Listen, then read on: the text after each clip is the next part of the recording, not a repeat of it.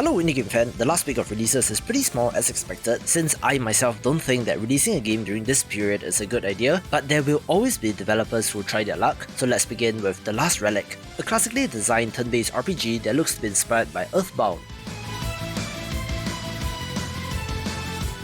You play as a young girl who is spirited away to a magical world, having to face off against a variety of monsters in order to make her way back home.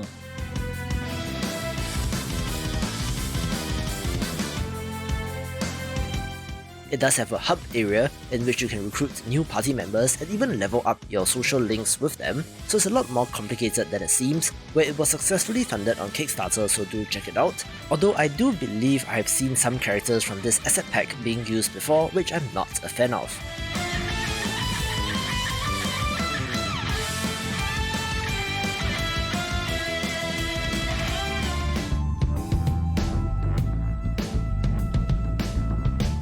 Yes, it is the end of the year, but the Vampire Survivors clones keep on coming, where the Chinese title Jianghu Survivor looks to be of interest due to the addition of multiplayer support for up to 4 players.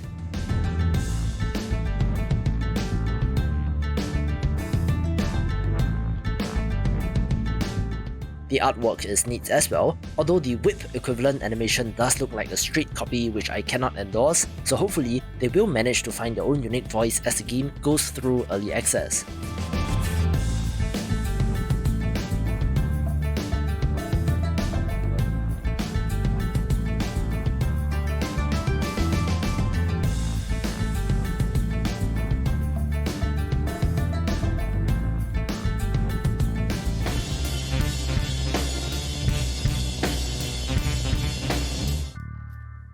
I have to give a special mention to ILLUMINATI as well, a digital adaptation of a tabletop board game of the same name from Steve Jackson Games, who had a good reputation in that community, where this originally released in 1982, so it's interesting to see a digital version where it has an OK rating of 6.5 upon 10 on Board Game Geek.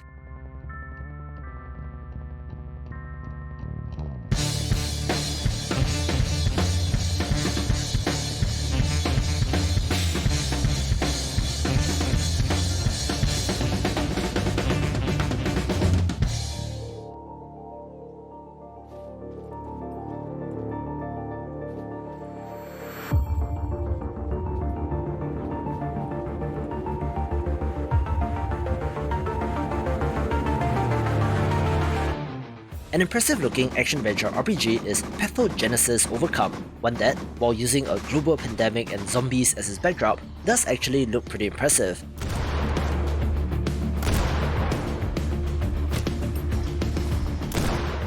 Zombie games are overdone by now, but like their namesake, they just keep on coming. But this looks fairly impressive, where you adventure in the world, scavenging for supplies while fighting off the infected, where, like in most zombie fiction, the greatest threat is not from the infected themselves. It is also set in Russia of all places, so the setting could be interesting, where it might just take off in the same way as games like DayZ or Project Zomboid if done right. So that about does it for new releases of the week, but here comes a new challenger! yes, I have squished a surprise releases video into this as well, covering some recent releases, a number of which were announced during a couple of videos on Nintendo's YouTube page, one of which is The Punch Win, a fantastic looking pixel art action puzzler where you play as a penguin that punches, using this ability to shift, stack and destroy blocks.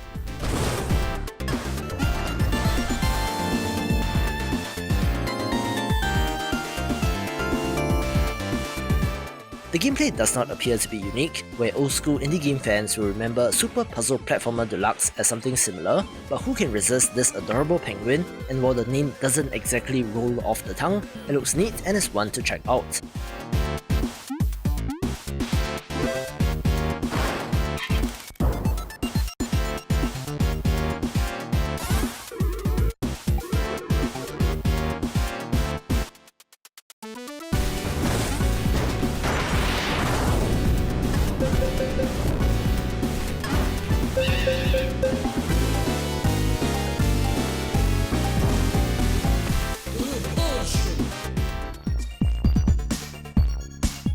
I don't know why developers keep doing this, but releasing a game in the middle of a Steam sale is never a good idea since it will get buried by the avalanche of discounts, but I have been keeping an eye on weird lands and want to shout it out.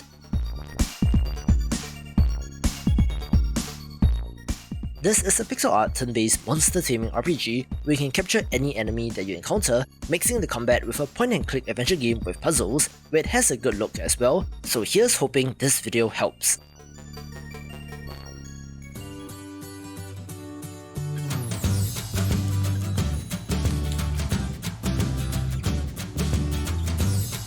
We also have the 1.0 release of Aquaculture Land Fish Farming Simulation, a title which originally released in 2019, which I thought was decent during its early access launch, so do give the full version a go if it looks neat.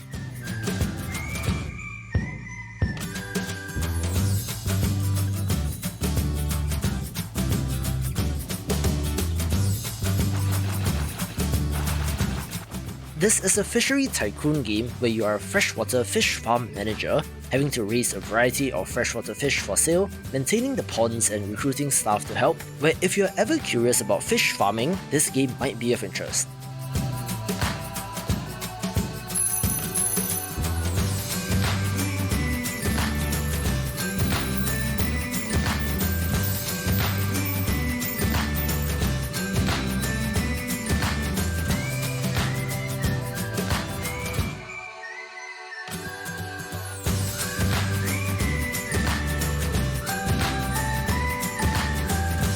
Hey, if you made it this far, subscribe to my weekly newsletter to keep on top of all things indie games, link in the description below.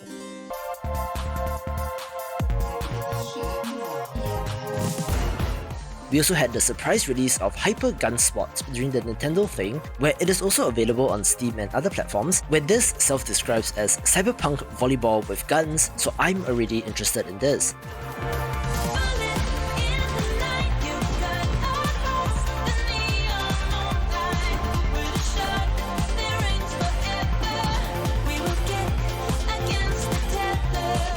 If I didn't get mixed up, I'm pretty sure that this game has been kicking around for quite some time, unless I'm thinking of another such title, where it has shown up at conventions but was never fully released, so this was a nice surprise.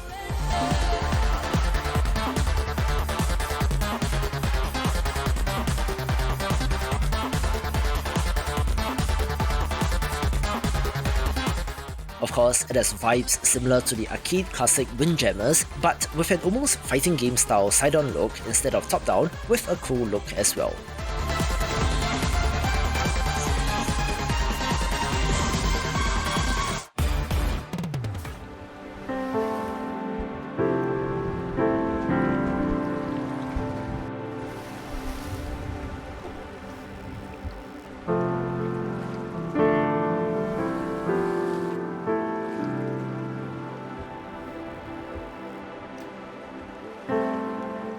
One of the more successful surprise launches last week was Sail Forth, an open-world sailing title with exploration and combat that seems ambitious, where you are heeding the call of adventure on the high seas.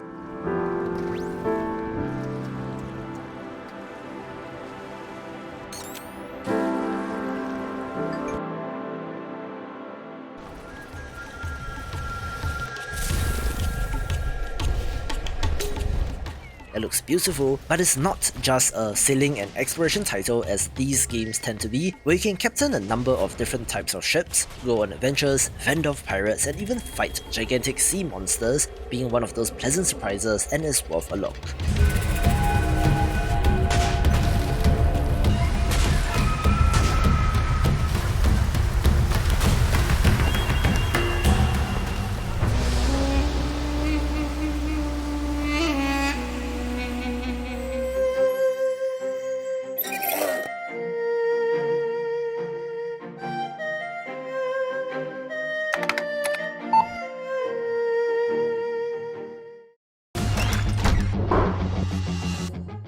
perhaps the biggest surprise of all was the release of this long-anticipated sports RPG, where it was announced way back in 2019 and just dropped out of nowhere in the middle of the holiday season. To be fair, it was announced for December 2022 during the Nintendo Indie World presentation in November, where Sports Story is a sequel and expanded version of the critically acclaimed Golf Story from 2017, but of course includes more than just golf here. We can watch this video for more awesome pixel art games.